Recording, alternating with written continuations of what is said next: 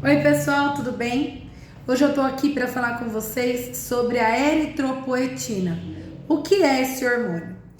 Nós temos no nosso organismo como se fosse um oxímetro captando a baixa oxigenação sanguínea, o aparelho justaglomerular renal, que serve justamente como um alerta para o nosso organismo quando a oxigenação do sangue está baixa. O aparelho justaglomerular, ele é capaz de determinar uma baixa oxigenação do sangue e aumentar a liberação de um hormônio chamado eritropoetina. Esse hormônio age diretamente na medula óssea, indicando para a fábrica do sangue que necessita aumentar a produção de glóbulos vermelhos a fim de que a oxigenação do sangue seja mantida. Então, esse oxímetro que nós temos no rim é também responsável pela produção de um hormônio chamado eritropoetina, que vai agir lá na fábrica do sangue, lá na medula óssea, aumentando a produção de glóbulos vermelhos, levando ao aumento de níveis de eritrócitos, de hemácias e também a hemoglobina, se não tiver deficiência de ferro ou nenhuma outra vitamina, equilibrando a oxigenação orgânica. Quando nós temos um grande problema renal, pacientes renais crônicos, principalmente dialíticos, ou seja, aqueles que o filtro do rim não funciona mais e são obrigados a fazer hemodiálise, o aparelho justaglomerular morreu. Então, o que acontece? O sangue passa com baixa oxigenação pelo aparelho justaglomerular, não ocorre a produção e liberação de eritropoetina suficiente, ou não ocorre, então a medula óssea não vai ter um aumento da produção dos glóbulos vermelhos, porque está achando que está tudo normal.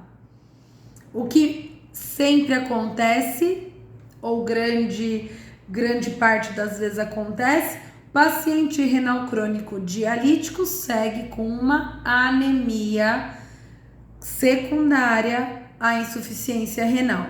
Existem várias causas de anemia com insuficiência renal, mas a principal é essa, por uma lesão renal, uma baixa produção da eritropoetina, uma baixa estimulação da medula óssea. O paciente renal crônico, quando ou tem ou não tem anemia, é importante que faça a dosagem desse hormônio, eritropoetina, exame de sangue, e se baixa os níveis, esse hormônio pode ser reposto de forma subcutânea, 3 vezes na semana ou uma vez na semana, de acordo com a disponibilidade da alfaepoetina e da prescrição do médico nefrologista. Além disso, você precisa ajudar essa estimulação com a alfaepoetina e aí você pode prescrever o ferro de 2 modos. Via oral, quando o paciente não tem uma anemia severa e uma boa absorção, ou ferro endovenoso. E a gente tem disponível Noripurum, Ferroporum ou o ferro inject. Não adianta prescrever eritropoetina se você não tem um bom suporte de ferro, porque ele acelera a produção da medula, mas você tem que ter um combustível aí aliado. Quando nós, hematologistas, devemos usar a alfaepoetina concomitantemente ao nosso tratamento? Se nós temos um quadro de mielofibrose, que é quando a medula óssea se torna fibrótica e não produz mais o sangue. Em casos de mielodisplasia, quando o paciente tem uma falha grave de fabricação dos glóbulos vermelhos e aí você quer tentar tirar um pouco o paciente da transfusão de sangue, você pode associar.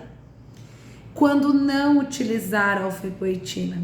Em casos de sangramento, em casos de deficiência de vitamina B12 ou ácido fólico. Ah, mas o paciente está sangrando, eu vou dar um gás na medula óssea. Gente, não.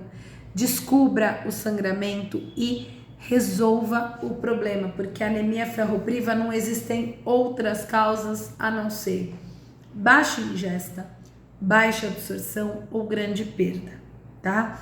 Então, alfa-epoetina, principalmente para paciente renal crônico, principalmente paciente renal crônico dialítico, pacientes hematológicos, quando tem uma necessidade transfusional muito alta e nós queremos diminuir essa necessidade transfusional, sabendo dos riscos. Então, a alfa-epoetina é ótima, mas como todo remédio tem um risco. Qual é o risco? Trombose, AVC, embolia pulmonar. Mais uma vez, o que eu sempre falo, melhor médico para diagnosticar e tratar anemia é o hematologista.